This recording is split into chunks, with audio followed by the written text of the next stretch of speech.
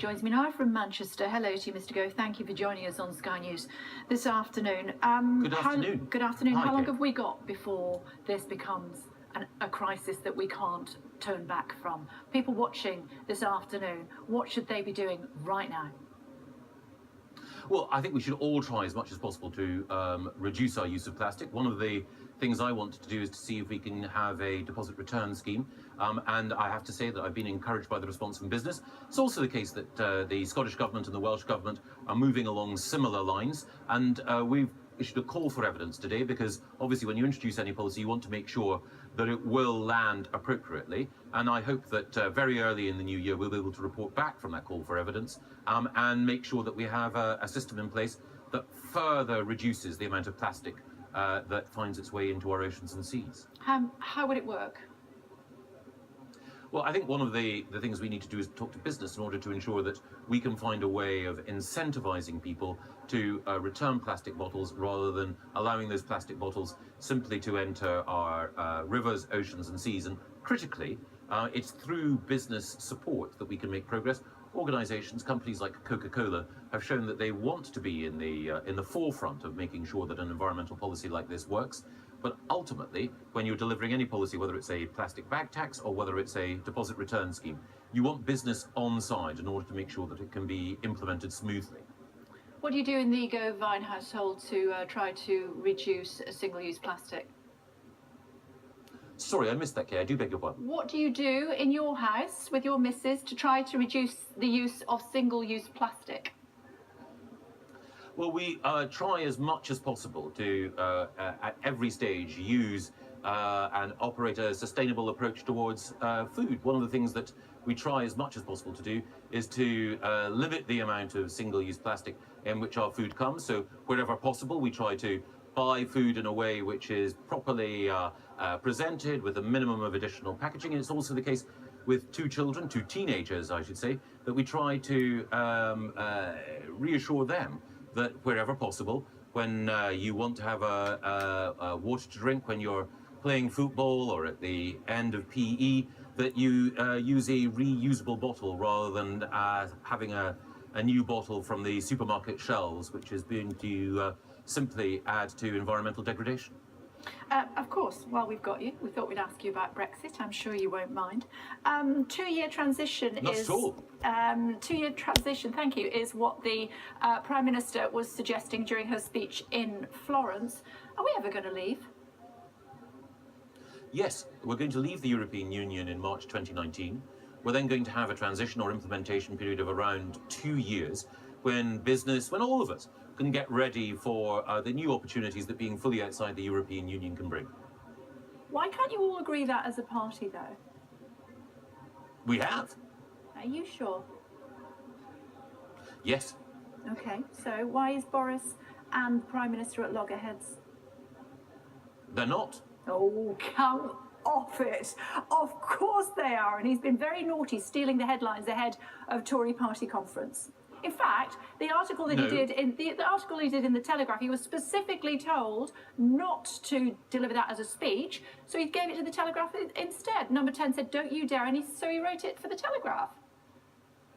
It's a brilliant article, wasn't it? It put forward the case for Britain leaving the European Union with the vim, brio and optimism that is Boris's hallmark.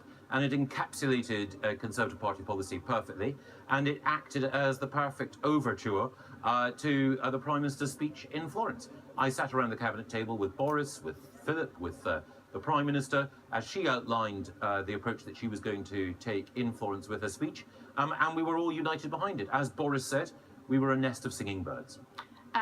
Nobody believes that, by the way. And if that was the case, why did Number 10 not want him to deliver it as a speech? Well, I don't. I wasn't party to any conversations about speeches. You're only there I'm when not they're in Number singing. 10. What I do know. Not when they're whining. Sorry? You're only there when they're singing, not when they're whining. Well, the cabinet together was singing from the same hymn sheet. One of the things about the approach that was outlined in Florence is that it has the total backing of the cabinet and the Conservative Party. Now, Kay, you are a brilliant news hound, and therefore you have an ability always. Well, you always want to try and find an element of soap opera or drama in any of these things. That's entirely understandable. No, what I do is But hold politicians ultimately, to account, and that's what I'm trying to do with you now. yes, and but one of the things that one of the lines that you're maintaining or hurling at me is the idea that there's a difference of opinion between Boris and Theresa on our transition period of around 2 years or our ultimate exit from the European Union. The truth is that on policy, we are united. But there is a desire on the part of commentators, which I don't criticise, I just observe, to turn politics sometimes into a soap opera. Actually, the most important thing in politics are not the characters, but the policies. And what people will judge a Conservative or any other government on is the change that has been made in their lives for the better. And I think it's more important, but of course you can report whatever you like, that 1.8 million more children are in good or outstanding schools as a result of Conservative government, or that we've taken more action to improve our environment than our predecessors by meeting the call from Sky's Ocean Rescue Campaign to deal with plastics, or that by leaving the European Union we're providing new markets for our farmers and our fishermen.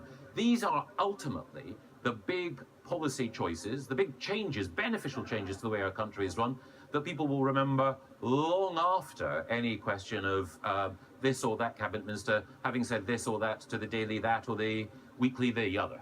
I love the fact that you're a poacher turned gamekeeper because, of course, you were a journalist previously. I suppose some people might say that it's your fault that Boris is not the Prime Minister anyway, because if you hadn't stabbed him in the back, we wouldn't have seen Theresa May in charge at number 10.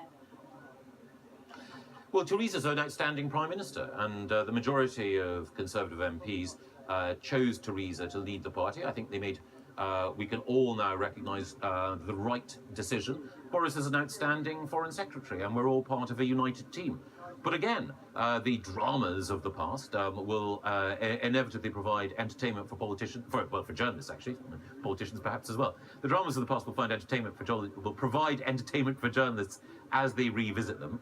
But most people, I think, are more interested in how the policies announced this week will affect their daily lives than they are worried about who's up or who's down in whatever political ranking. I think they're worried about who the Prime Minister of this country will be and who will be leading us into Brexit negotiations. And while it looks as though the Cabinet and the Kitchen Cabinet is squabbling, then it makes us less strong in negotiations as far as Europe and European leaders are concerned. With that in mind, do you regret undermining Boris ahead of the Prime Minister, our present Prime Minister, taking over? That was quite a long question with many sub-clauses in it. The first part, I would say, is that what you say people are worried or asking a question about who Prime Minister is. Theresa is a strong Prime Minister providing effective leadership, and there's universal support for her in the Cabinet and in the parliamentary party. The leadership election of over a year ago, well, people made their judgment at that point, and I think they made the right judgment in choosing Theresa.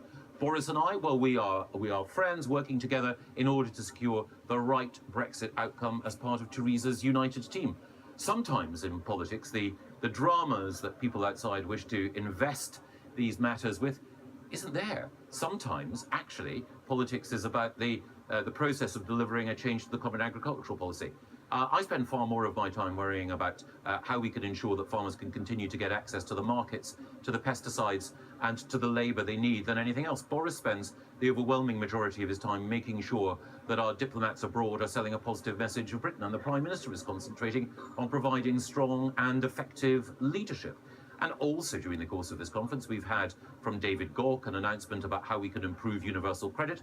From Greg Clark, the outstanding business secretary. Well, this is news. Well, we've had a discussion. And on Sky News, I thought, as well as the commentary that you provided, I might also provide some news as well. Yeah, well, we've been talking quite a lot about what's been happening in the United States today, as well as what's been happening in Manchester. A final thought from you on that.